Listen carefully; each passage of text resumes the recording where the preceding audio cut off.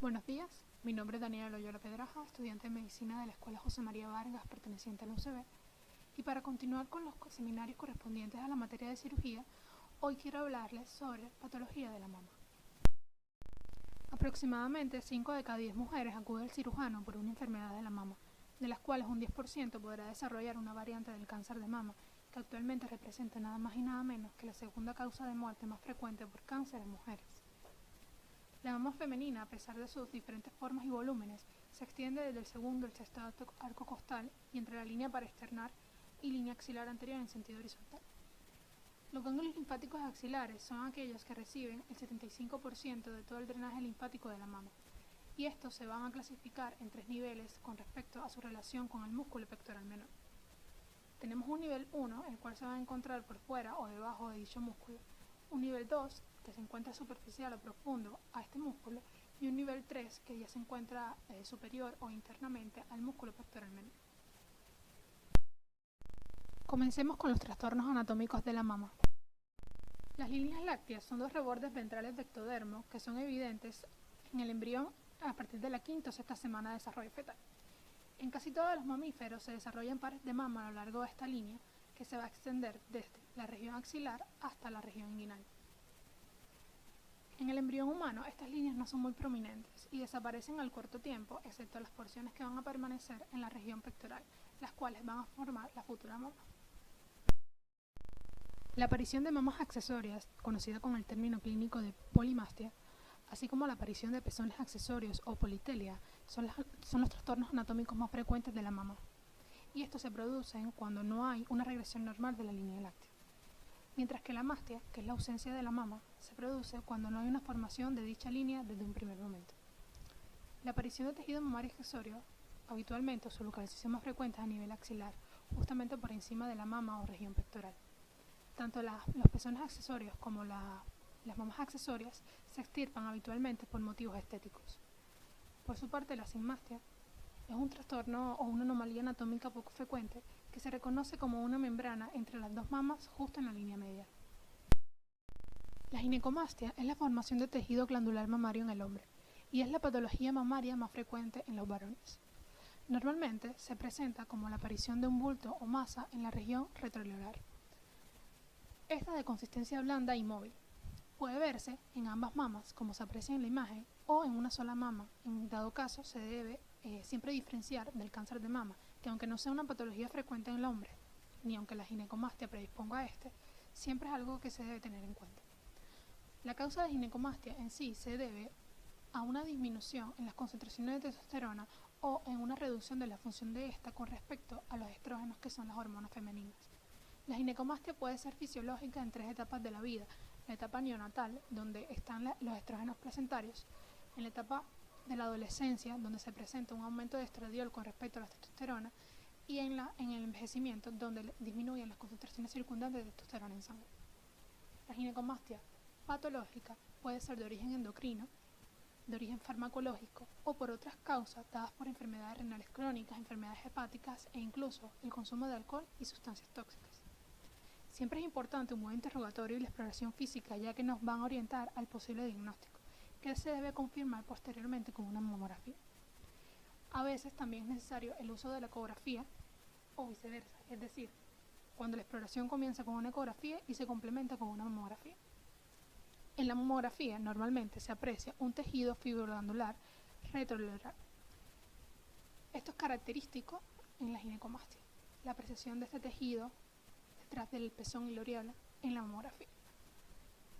Si se evidencia en dicha mamografía una masa sospechosa a un carcinoma, siempre se debe estudiar mediante una biopsia con aguja gruesa. Es importante saber que si la causa de ginecomastia es reversible, dígase con esto por el consumo de fármacos, de drogas e incluso hormonas, se debe suspender el uso de este lo antes posible.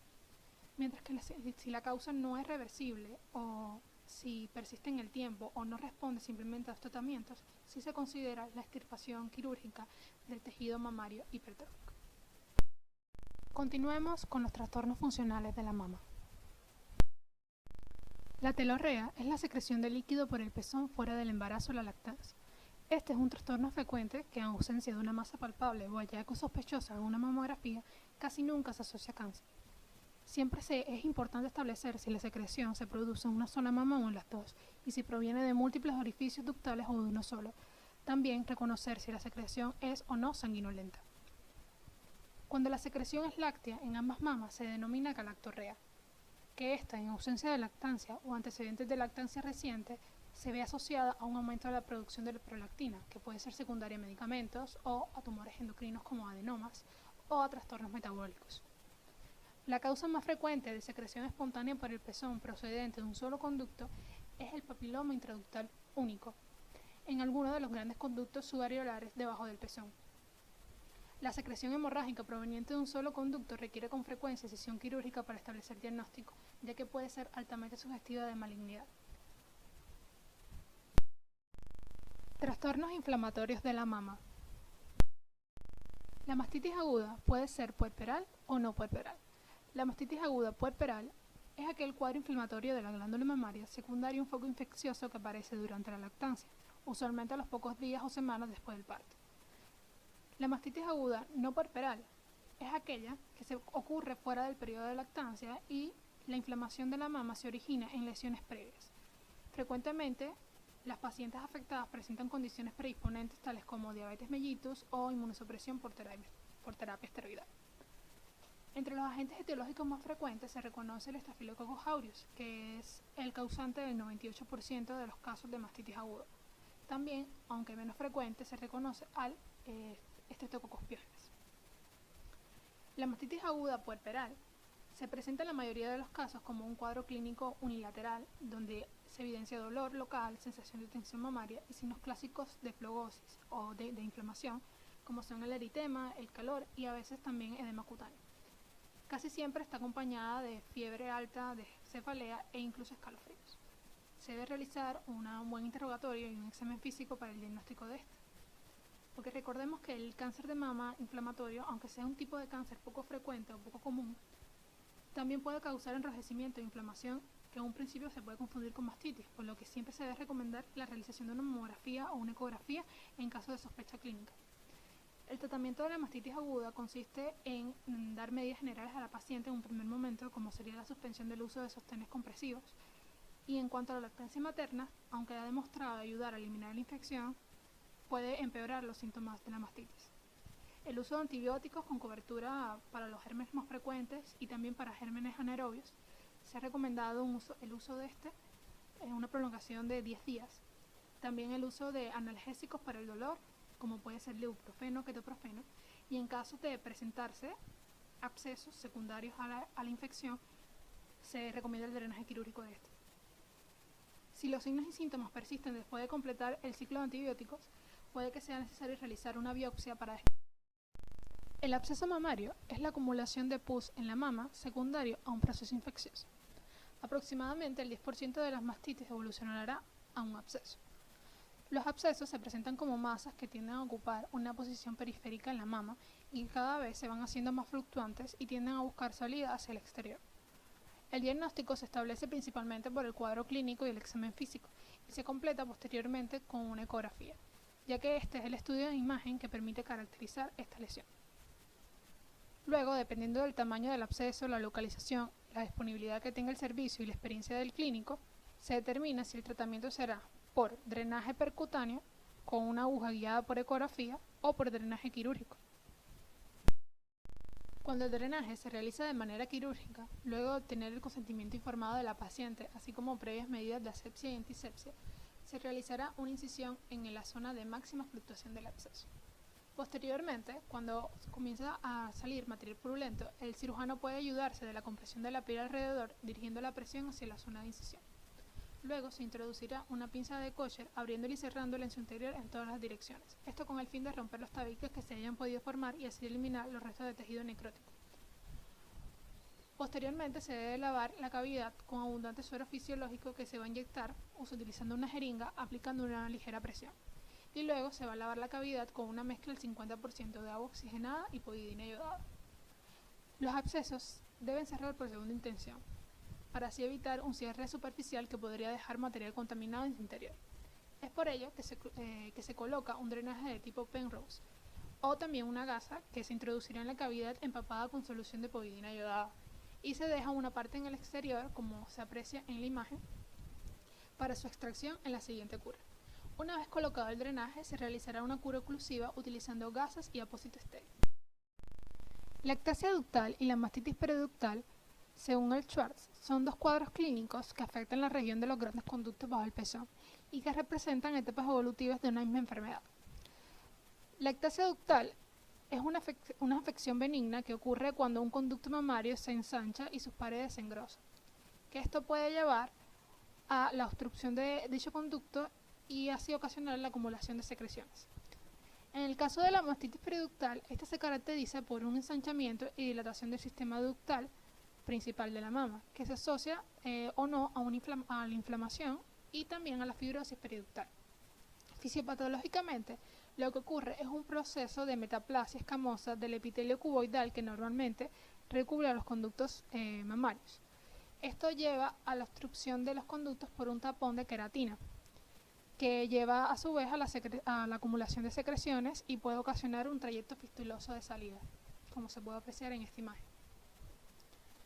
La etiología de estos trastornos aún no es clara y se ha atribuido a los fenómenos involutivos, ya que habitualmente se presentan en mujeres mayores de 40 años. En la mayoría de los casos, la enfermedad es asintomática, siendo descubierta incidentalmente en exámenes de rutina. Sin embargo, cuando produce síntomas, se manifiesta por dolor, también retracción del pezón, secreción por el pezón, que rara vez es sanguinolenta, retracción del pezón, que ocurre en un 75% de las pacientes, y este puede ser resultado de la fibrosis periductal. También pueden verse signos de inflamación como enrojecimiento y calor local, y esta inflamación se asocia a la colonización por gérmenes anaerobios y aerobios. Si la infección progresa, pueden desarrollarse abscesos que pueden desarrollar a su vez fístulas y esto puede tener un curso habitualmente crónico. La importancia de estas patologías en sí es que en su etapa sintomática pueden ser confundidas con un carcinoma y por eso es importante el estudio diferencial, que puede incluir estudios de imagen como la mamografía y la ecografía mamaria, también estudio citológico de las secreciones por el pezón y biopsia de tejido mamario. En la imagen se aprecia una imagen de una mamografía y una ecografía donde se representa una ectasia ductal que se pueden ver en la mamografía como imágenes tubulares retroileorales, mientras que en una ecografía se evidencia la dilatación de los conductos. Los abscesos detrás de la areola y el pezón se deben aspirar con una aguja de calibre 21 y una jeringa de 10 ml. Cualquier líquido que se obtenga se debe enviar a un examen citológico y un cultivo en un medio de transporte que también sea adecuado para anaerobios. Se debe iniciar la administración de antibióticos que tengan cobertura para el estafilococcus, que es el germen más común que ocasiona infección, y también para gérmenes anaerobios. Entonces se puede utilizar la penicilina sulbactam o también podemos utilizar metronidazol y dicloxacilina. Entonces se esperan los resultados del cultivo. Se recomienda el tratamiento quirúrgico en los casos en los que la cantidad de pus sea considerable y se debe hacer siempre un ultrasonido preoperatorio para delimitar la extensión del absceso. Cuando hay un absceso recidivante, se puede tratar mediante una fistulectomía, donde se va a extraer el trayecto fistuloso completamente. Esto es en caso de que sea un absceso periareolar o localizado. También se puede hacer una excisión total de todo el conducto mayor. Eso es en casos en los que la localización sea difusa o haya más de una fístula. Trastornos benignos frecuentes de la mama. La clasificación de las aberraciones de los procesos normales de desarrollo e involución, ANDI, clasifica a los trastornos y enfermedades benignas de la mama según la edad, en procesos normales, en trastornos y enfermedades.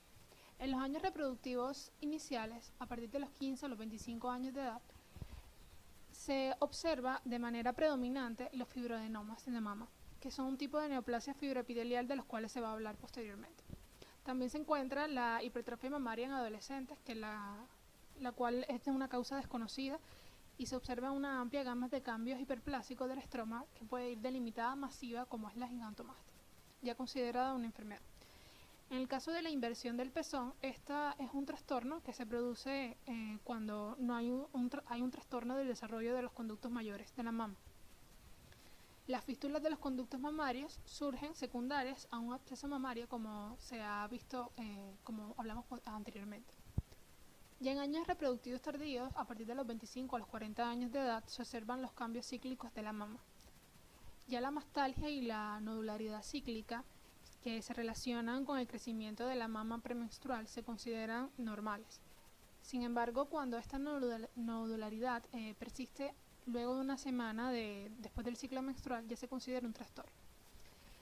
La hiperplasia epitelial del embarazo también puede producir proyecciones papilares que llevan a telorrea bilateral sanguinolenta, y en estos casos se debe hacer un diagnóstico diferencial con cáncer de mama. En etapa de involución se observa la involución del estroma, que cuando lo hace de manera muy rápida permanecen alvéolos que pueden formar microquistes que van a ser precursores de los macroquistes. La fibrosis periductal que vimos en la mastitis periductal suele ser causa de retracción del pezón, que también es causa de diagnóstico diferencial con el cáncer de mama. En un 60% de las mujeres mayores a 70 años de edad presentan cierto grado de hiperplasia epitelial. Y esta hiperplasia epitelial puede mostrar algunas características del carcinoma in situ, en el caso de ser atípicas. Las mujeres con hiperplasia epitelial atípica tienen un riesgo 4 veces mayor de presentar cáncer de mama. Por otro lado, el sistema de clasificación de Paget separa los diversos tipos de trastornos y enfermedades benignas de la mama en 3 grupos de importancia clínica. Estos son los trastornos no proliferativos de la mama, que representan el 70% de los padecimientos benignos de la mama e incluyen los quistes y metaplasia apocrina, la ectasia ductal, la hiperplasia epitelial ductal leve, las calcificaciones, los fibroadenomas y las lesiones relacionadas. Los trastornos proliferativos de la mama sin atipia, que incluyen la adenosis esclerosante, las lesiones esclerosantes radiales y complejas, la hiperplasia epitelial ductal, los papilomas intraductales, y lesiones proliferativas atípicas, que incluyen la hiperplasia lobulillar atípica y la hiperplasia ductal atípica, las cuales comparten ciertas características con el carcinoma in situ. Los quistes mamarios son cavidades llenas de líquido revestidos por epitelio. Tienen un volumen típico entre 5 y 10 cc y son un trastorno involutivo frecuente que no aumenta el riesgo de cáncer de mama. Estos pueden ser asintomáticos y a veces ocasionan dolor mamario no cíclico. Se presentan como una masa palpable ya cuando su diámetro es mayor a 1 centímetro. El diagnóstico viene dado por el interrogatorio y el examen físico, así como la realización de estudios de imagen, como ya son la mamografía y el ultrasonido. En la mamografía se va a presenciar esta imagen radiopaca de bordes definidos, mientras que en un ultrasonido los quistes mamarios se observan bien circunscritos, con márgenes uniformes y un centro sin eco. Normalmente en la práctica clínica, la primera investigación que se va a realizar en masas que son palpables es la aspiración por aguja fina, que esta permite el diagnóstico temprano de los quistes. Entonces se va a utilizar una aguja de calibre 21 que se une a una jeringa de 10 cc y se introduce de forma directa en la masa, la cual se debe fijar con los dedos con la mano no dominante. Si el líquido que se aspira no es sanguinolento, se extrae completamente y luego se desecha porque el examen citológico del mismo no es rentable. En cambio, si el líquido que se aspira es sanguinolento, se deben obtener 2 cc para la citología y se toma a continuación una ecografía y una biopsia de cualquier área sólida de la pared del quiste. Cuando las masas no son palpables, se recomienda la realización de este procedimiento con guía por estudios de imágenes, como en este caso, que se aprecia en la imagen, es la ecografía. Las 2 reglas cardinales que se deben tener siempre en cuenta para la aspiración segura de un quiste son que la masa debe desaparecer completamente luego de la aspiración y que el líquido no debe ser sanguinolento. Si no se cumplen alguna de las 2, siempre se debe realizar una ecografía y una biopsia con aguja o una neumocitografía, que va a consistir en un estudio de imagen que se realiza tras la inyección de aire en un quiste de mama, en el quiste, y se realiza un mamograma repetido para valorar así con detalle la pared de la cavidad quística, como se aprecia en esta imagen. Los depósitos de calcio o calcificaciones son un hallazgo frecuente en las mamografías y aumentan con la edad de la paciente. Casi siempre son benignos, aunque pueden relacionarse con el cáncer. y estos van a comprender a las microcalcificaciones, que son aquellas menores a 0.5 milímetros de diámetro, y las calcificaciones lineales finas. Estas últimas sugieren el depósito de calcio dentro de un conducto, como se puede evidenciar en esta imagen mamográfica. Se utiliza el sistema o informe de imágenes de mama y sistema de datos VIRATS para clasificar el grado de sospecha de neoplasia maligna en las anomalías mamográficas, y de esta manera se pueden evitar biopsias innecesarias en casos de hallazgos de baja sospecha. En un VIRAT 3, donde existe un hallazgo probablemente benigno, se le debe indicar inicialmente a la paciente un seguimiento programado mediante mamografía frecuente durante un periodo de 2 años, y solo se debe realizar una biopsia en aquellas lesiones que progresan durante ese seguimiento. Ya a partir de un VIRAT 4, se debe tomar en cuenta la realización de una biopsia, ya que en vista de que puede existir una anomalía sospechosa. Los fibroadenomas son la lesión tumoral benigna más frecuente de la mama y están compuestos tanto por elementos epiteliales como estromales. Se asocian frecuentemente a mujeres jóvenes menores de 30 años, aunque puede presentarse en cualquier etapa de la vida, y tienden a encogerse o disminuir de tamaño luego de la menopausia. Clínicamente, estos se van a manifestar como masas palpables, redondeadas, de bordes bien definidos y móviles. Aparte de la evaluación clínica, también es importante la realización de estudios de imagen, ya que muchos fibroadenomas solo se descubren mediante estos métodos. Estos son la mamografía y el ecosonograma mamario. En una mamografía se va a evidenciar una masa de bordes bien definidos, mientras que en un ultrasonido se va a evidenciar una imagen con bordes también definidos y numerosos ecos regulares en su interior. El ultrasonido tiene una especial utilidad en mujeres jóvenes, ya que en estas se presenta una mayor densidad mamaria.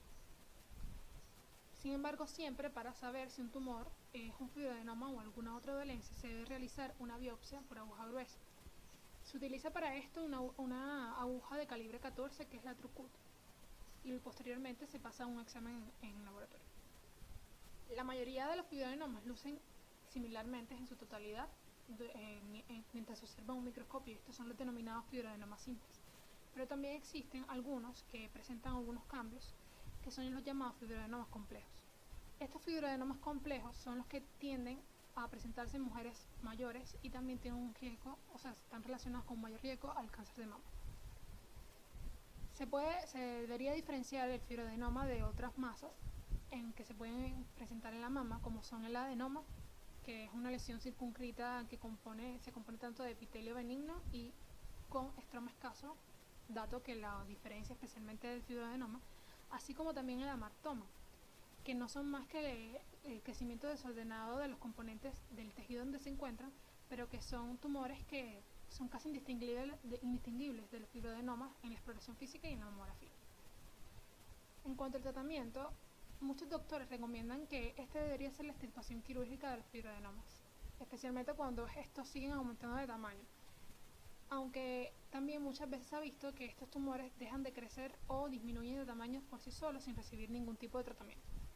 También es utilizada la crioblación para el tratamiento del fibroadenoma, el cual es un método que consiste en la eliminación de este mediante congelación, donde se inserta una cánula de 3 milímetros de diámetro que atraviesa la lesión bajo la visión ecográfica permanente. Esto va a estudiar el tejido tumoral por involución posterior del tejido congelado y la reabsorción del tejido mamario circundante. Sin embargo, a pesar de este método de crioblación seguido en terapias seguidas, muchas mujeres siguen presentando fibroadenomas palpables. Por lo tanto, siempre es importante el asesoramiento a estas sobre el tratamiento, que incluye la extirpación quirúrgica, la crioblación y también la observación. Los papilomas intraductales son tumores benignos que crecen dentro de los conductos lácteos de la mama y están compuestos por tejido glandular y fibra vascular. El papiloma intraductal único son tumores que crecen en los conductos lácteos cercanos al pezón, y estos son la causa principal de secreción a través del pezón, dígase claro sanguinolento, especialmente cuando provienen de una sola mola. Clínicamente se van a manifestar como una masa o protuberancia pequeña debajo o detrás del pezón, que en ocasiones puede causar dolor. Los papilomas también pueden encontrarse en los pequeños conductos o áreas del seno que están lejanas al pezón. Estos suelen ser múltiples y tienen una menor probabilidad de causar secreción a través del pezón. Rara vez, el papiloma intraductal sufre transformación maligna. En cambio, cuando estos son múltiples, sí tienen una mayor probabilidad de esto. Los ductogramas, ductografía o también llamada galactografía, es una técnica de imagen que utiliza la mamografía y una inyección de material de contraste para crear fotografías dentro del interior de los ductos. Esta es útil para la búsqueda de los papilomas, donde se van a apreciar o se van a ver como defectos de represión en el ducto, como se puede evidenciar en esta imagen. Para conocer el tamaño y la localización de los papilomas también pueden ser útiles otros estudios de imágenes como son la ecografía y la mamografía. El papiloma, cuando es lo suficientemente grande para constituir una masa palpable, se puede realizar una biopsia de este para su posterior estudio en el laboratorio. El tratamiento habitual es la cirugía para extirpar papiloma y también se debe extirpar el segmento del conducto donde este se encuentra. La adenosis es una afección benigna de la mama en la cual las glándulas mamarias están agrandadas y en un número mayor a lo normal. En el caso de la adenosis esclerosante, este es un tipo especial de adenosis en la cual los lobulillos agrandados también se encuentran distorsionados por el tejido circundante que tiene una apariencia cicatricial. La importancia de esta radica en que es difícil a veces diferenciarla del cáncer de mama en una mamografía. Esto se produce debido a que las calcificaciones, como ya habíamos nombrado anteriormente, que se producen en el cáncer de mama, también pueden formarse en las adenosis, y estas son observables en la mamografía, lo que hace difícil diferenciar una de otra. Es debido a ello que generalmente se realiza una biopsia mamaria para saber si el cambio en la mama es causado por la adenosis o por el cáncer de mama. El tratamiento, por lo general, no es necesario tratar la adenosis, a menos que esté provocando síntomas o esté causando molestias. Las cicatrices radiales y las lesiones esclerosantes complejas son un tipo de entidad benigna, radiológica y patológica que son bien conocidas de la mama. Aquellas lesiones que son menores a 1 centímetro son las que se denominan cicatrices radiales, mientras que aquellas que son mayores a 1 centímetro son las llamadas lesiones esclerosantes complejas. Típicamente, en una mamografía, estas se van a demostrar como una imagen distorsionada con espículas largas que parten desde un centro radiolúcido.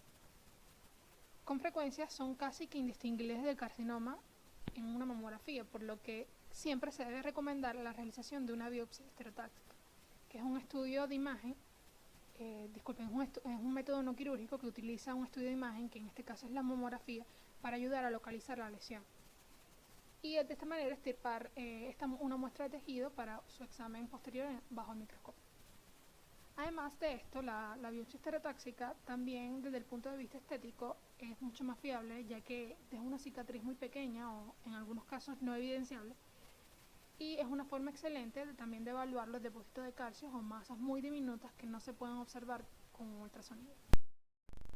Continuando con la patología maligna de la mama. El cáncer de mama es uno de los tipos de cáncer más frecuentes en el mundo y es el segundo cáncer más común en mujeres, así como la segunda causa de muerte por cáncer en mujeres en todo el mundo luego del cáncer de pulmón. En cuanto a los factores de riesgo para el cáncer de mama, tenemos en primer lugar la edad, ya que 2/3 de las mujeres son mayores a 55 años. La menarquia precoz, la menopausia tardía, también mujeres que nunca han tenido hijos, mujeres que han tenido hijos después de los 35 años, diagnósticos previos de lesiones proliferativas de mamas atípicas, uso de anticonceptivos orales o terapia hormonal posmenopáusica, exposiciones a radiación, así como los factores genéticos. Debido a que un 13% de las pacientes con cáncer de mama está asociado a adherencia de primer grado, es decir, que una hija de una mujer con cáncer de mama puede tener con altísima proporción. También, si se presentan mutaciones en los genes BRCA1 o BRCA2, puede llegar a una probabilidad de cáncer de mama de hasta un 80%. Así como un mayor riesgo también de presentarse cáncer de ovario. Las estrategias, es por ello que actualmente existen estrategias de atención al riesgo de las mujeres portadoras de BRCA1 y BRCA2, que son o incluyen estas estrategias la mastectomía profiláctica y la reconstitución de mama, la forectomía profiláctica y el tratamiento de restitución hormonal, que es una terapia que se considera al término de la edad reproductiva, y la vigilancia intensiva del cáncer de mama y de ovario con un examen clínico de mama cada 6 meses y una mamografía cada año a partir de los 25 años, así como la quimioprevención, que puede ser con fármacos como el tamoxifeno, que es un inhibidor de los receptores de estrógenos. El 33% de las mujeres que presentan cáncer de mama descubre una tumoración en su mama. Con el crecimiento del cáncer ocurre la invasión de los tejidos mamarios circundantes y la respuesta desmoplásica va a atrapar y acortar los ligamentos de Cooper, que esto va a llevar a la retracción característica de la piel que se presenta en el cáncer de mama. Cuando ya se ven afectado también el drenaje linfático, esto causa edema localizado y la piel toma la configuración similar o parecida a la cáscara de la naranja. Por lo tanto, esto es un signo que se denomina o se le conoce como piel de naranja, que también es característico del cáncer de mama. Conforme el crecimiento continúa, las células invaden la piel y también puede observarse eritema o incluso ulceración de esta. Cuando el cáncer primario va aumentando de tamaño, las células cancerosas se pueden diseminar a los espacios celulares y transportarse por la red linfática hasta los ganglios linfáticos regionales, principalmente los ganglios axilares, porque como se vio al inicio de la presentación, estos reciben aproximadamente un 75% de todo el drenaje linfático de la mama. Es importante reconocer que los ganglios linfáticos axilares suelen afectarse de manera secuencial, primero un nivel 1, luego el 2 y luego el nivel 3. Estos se van tornando firmes y duros a medida que el cáncer metastásico avanza o continúa. El estado de los ganglios linfáticos axilares tiene una correlación pronóstica importante en el cáncer de mama, debido a que aproximadamente la recurrencia en mujeres con ganglios linfáticos negativos es muchísimo menor, de un 30%, en comparación con las mujeres con ganglios linfáticos positivos, donde el grado de recurrencia es aproximadamente de un 75%. Se debe preguntar siempre a la paciente por la existencia o la presencia de molestias musculoesqueléticas, debido a que esto nos puede hablar de una enfermedad metastásica a distancia. El diagnóstico del cáncer de mama se realiza con un buen interrogatorio, un examen físico detallado, así como la realización de estudios complementarios. En un primer momento se debe interrogar correctamente a la paciente, preguntándole la edad, los antecedentes ginecológicos o obstétricos, si ha tenido o si ha realizado biopsias mamarias previas, también los hallazgos que hayan presentado en esta, en caso de habérselas realizado, si se ha sometido a cirugías como la histerectomía o extirpación de los ovarios, si ha recibido nuevo tratamiento hormonal, si tiene antecedentes familiares de cáncer de mama o ovario, también si ha presentado o presenta alteraciones en la piel, si ha sentido alguna masa, si ha tenido dolor, si ha presenciado secreciones por el pezón, dolor óseo, así también pérdida de peso, como alteraciones respiratorias. En el examen físico, en un primer momento, a la inspección se debe inspeccionar las mamas de las pacientes con los brazos levantados a los lados y también a la cadera, con la contracción del músculo pectoral y sin ella. Se debe observar siempre la simetría de las mamas, el tamaño, la forma de la mama, y si se evidencia algún signo, como sería el signo de la piel de naranja, la retracción del pezón o la aparición de eritema, como ya se había mencionado anteriormente.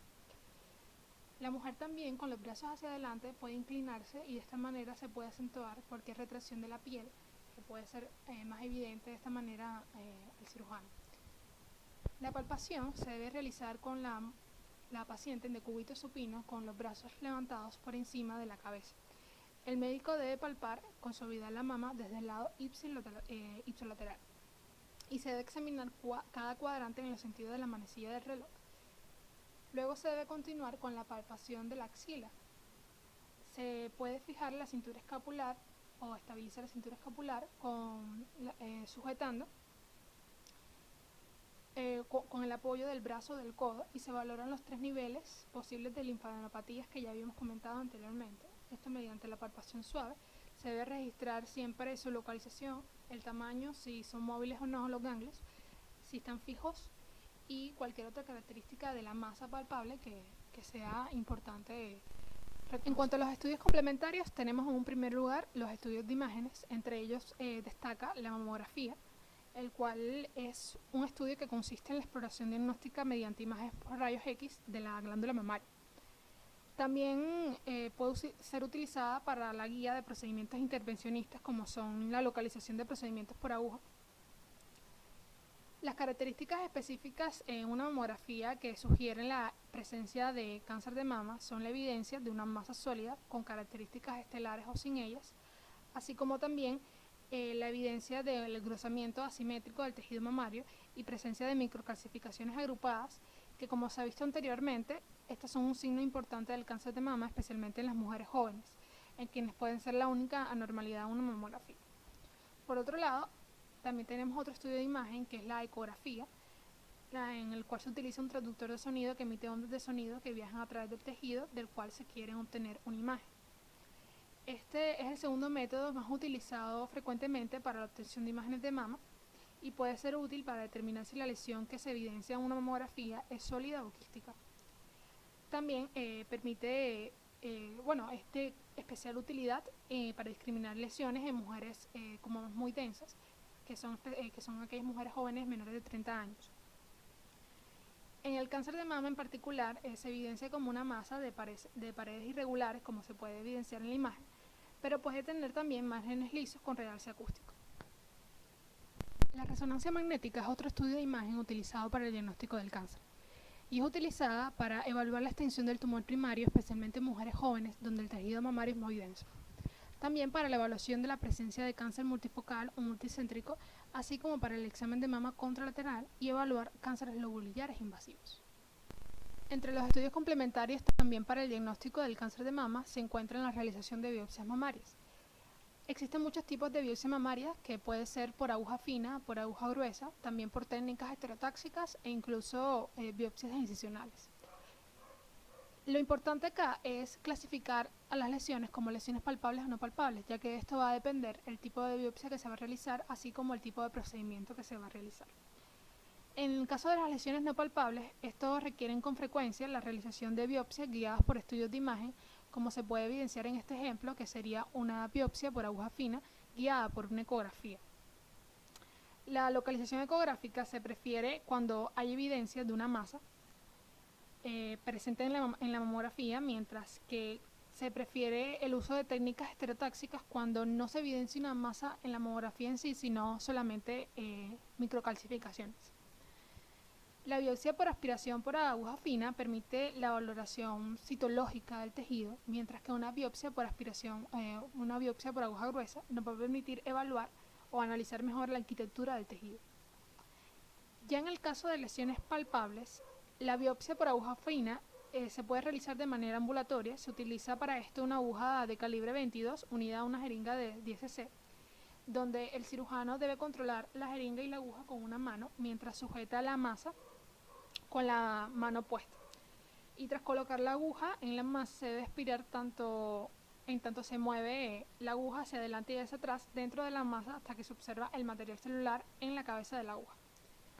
La sensibilidad de una biopsia por aspiración por aguja fina o PAF es de casi el 100% cuando la masa es sospechosa desde el punto de vista tanto clínico como mamográfico para cáncer de mama. Ya en una biopsia por aguja gruesa, esta se practica con una aguja de calibre 14, que es la aguja Trucut. Cuando los hallazgos de esta biopsia no concuerdan con los hallazgos clínicos o los hallazgos radiológicos, se debe realizar una biopsia abierta o guiada por imagen para asegurarse de que se obtuvo una muestra adecuada para hacer este diagnóstico. Como se mencionó anteriormente, la biopsia estereotáxica es un método no quirúrgico que permite mediante el uso de la mamografía localizar lesiones en la mama y de esta manera extirpar parte de ese tejido para ser evaluado posteriormente en el microscopio. Es una técnica mucho menos invasiva que una biopsia incisional o biopsia quirúrgica, en la cual se implica la extirpación completa de la lesión de la mama con un margen de tejido de aspecto normal, y que para resultados estéticos más favorables se recomienda que la incisión sea cuando es en la mitad superior de la mama, sea paralela al complejo areola-pezón, mientras que si es en la mitad inferior de la mama, sean incisiones radiales. También está la biopsia de los ganglios linfáticos, la cual se utiliza sobre todo para valorar el estado de estos en mujeres con cáncer mamarios tempranos o con diagnóstico temprano de estos y que tengan ganglios negativos a la exploración física y en el estudio de imagen, debido a que, como sabemos, los ganglios linfáticos o el estado de los ganglios linfáticos establecen un pronóstico importante en el cáncer de mama. Mujeres con ganglios linfáticos positivos tienen un mayor riesgo de recurrencia. Una vez que se establece el diagnóstico de cáncer de mama, el tratamiento va a depender del estadio de este. Para la estadificación del cáncer de mama se utiliza el sistema TNM del Comité Americano Conjunto sobre el Cáncer. del cual hablaremos a continuación. La letra T, que indica tumor primario, seguida de los números del 0 al 4, describen el tamaño del tumor primario y su propagación a la piel o a la pared torácica. Mientras los números de la T sean más altos, significa que el tumor es más grande o que hay una propagación más extensa a los tejidos cercanos a la mama. La letra N, seguida de los números del 0 al número 3, indica si el cáncer de mama se ha propagado a los ganglios linfáticos cercanos, y de ser así, cuántos ganglios linfáticos se encuentran afectados. La estadificación de los ganglios linfáticos en el cáncer de mama se basa en el aspecto que tengan estos nódulos al examinarlos bajo el microscopio. Por otro lado, la letra M, que va seguida del número 0 al número 1, indica si el cáncer se ha propagado a otros órganos distantes, siendo los sitios más frecuentes de metástasis a distancia, en orden de frecuencia, el hueso, pulmón y pleura, hígado y cerebro. La estadificación TNM se dividió en estadios que van del 0 al 4 para decidir conductas terapéuticas. En un estadio 0 se trata de un carcinoma in situ que no involucra ganglios linfáticos ni metástasis a otros órganos. Primeramente se debe realizar una mamografía bilateral para determinar si hay extensión y excluir un segundo cáncer. En caso de un carcinoma lobulillar in situ, se debe hacer seguimiento continuo de la paciente. También se puede utilizar fármacos como tamoxifen, que es un inhibidor de los receptores de estrógenos, y se recomienda la mastectomía total bilateral, dado que cuando el carcinoma lobulillar in situ desarrolla un cáncer invasivo, este puede presentarse en cualquiera de las dos mamas. En cambio, si es un carcinoma ductal in situ, se recomienda tanto la mastectomía total como el tratamiento conservador de la mama, que incluye la tumorectomía mamaria, que es la extracción del tumor primario, así como la radioterapia complementaria y la valoración de los ganglios linfáticos axilares. En un estadio 1, ya a partir de este momento deja de ser carcinoma in situ y comienza a ser carcinoma invasor, donde el tumor primario es menor de 2 centímetros y tampoco involucra ganglios linfáticos ni metástasis. En un estadio 2, este se subdivide en 2A y 2B. En un 2A, estos tumores son menores de 2 centímetros con afectación a ganglios linfáticos axilares, o también pueden ser tumores entre 2 y 5 centímetros sin afectación a ganglios linfáticos. Tampoco hay evidencia de metástasis. Mientras que en un estadio 2B, estos tumores están entre 2 y 5 centímetros y si hay afectación de ganglios linfáticos axilares, o son tumores mayores a 5 centímetros que no involucran ganglios linfáticos, y tampoco se evidencia metástasis. Para el tratamiento o la conducta terapéutica en los estadios 1 y 2 se recomienda la mastectomía total con valoración de ganglios linfáticos o el tratamiento conservador de la mama, en donde se realiza la tumorectomía primaria, extracción del tumor primario, con la radioterapia complementaria y la valoración de los ganglios linfáticos. En el caso de haber enfermedad o evidenciarse enfermedad metastásica en ganglios linfáticos, se debe hacer una linfadenectomía. También se puede considerar la quimioterapia como tratamiento adyuvante, es decir, posterior a la cirugía, y el tratamiento con trastuzumab, o también conocido con el nombre herceptina, que si es positivo o si el carcinoma es positivo para el HER2/neu. En un estadio 3, este se subdivide nuevamente en tres categorías, que sería 3A, B y C. En el estadio 3A no se involucra ni la piel ni la pared torácica, pero se acompañan de afectación importante de los ganglios linfáticos axilares, sin metástasis aún. En un estadio 3B ya se extiende a la piel y a la pared torácica y puede o no involucrar ganglios, sin evidencia de metástasis. En cuanto al tratamiento o la conducta terapéutica para estadio 3A o 3B, se recomienda la mastectomía radical modificada o la tumorectomía primaria con radioterapia y quimioterapia adyuvante. En el caso del estadio 3C, donde ya hay afectación de los ganglios linfáticos supraclaviculares, tampoco sin evidencia de metástasis, se considera la quimioterapia neoadyuvante, es decir, antes de cirugía, en el tratamiento inicial. Se puede realizar una mastectomía total modificada con radioterapia y se puede considerar, en estos casos, una cirugía de conservación de la mama, solamente cuando hay una buena respuesta a la quimioterapia neoadyuvante. En un estadio 4 es donde ya se comienza o ya hay presencia de metástasis. y es más frecuente, como ya habíamos comentado anteriormente, en hueso, posteriormente pulmón, luego hígado y cerebro. El tratamiento en esta etapa ya no es curativo y se basa principalmente en la terapia hormonal, donde se usan agentes antiestrógenos como el tamoxifeno como terapia no adyuvante. Como terapia adyuvante. Y la quimioterapia sistémica, en donde estos agentes lo que hacen es evitar la división celular, así como también medicamentos en terapias dirigidas, que ya son un tratamiento más específico y que se inhiben proteínas que están mutadas o están sobreexpresadas que contribuyen al crecimiento del cáncer. Como por ejemplo sería el trastuzumab, que ya hemos comentado anteriormente, que es un inhibidor del receptor HER2/neu. En cuanto a las técnicas quirúrgicas en el tratamiento del cáncer de mama, se incluye la cirugía de conservación de la mama, que como se ha mencionado anteriormente, esta incluye la extracción del tumor primario o tumorectomía, así como la radioterapia complementaria y la valoración de los ganglios linfáticos. Desde el punto de vista de calidad de vida y desde el punto de vista estético, esta trae mejores resultados y actualmente es el tratamiento estándar de los pacientes con cáncer de mama en estadio 0, 1 y 2. Por otro lado, la mastectomía ahorradora de piel, esta puede ser con conservación o no del pezón. En la mastectomía ahorradora de piel se va a extirpar el tejido mamario, el complejo areola-pezón y cualquier cicatriz de biopsias anteriores. Mientras que en aquella en donde se conserva el pezón, la incisión es un sitio diferente que la primera y se va a extirpar el tejido mamario conservándose la piel y el complejo areola-pezón.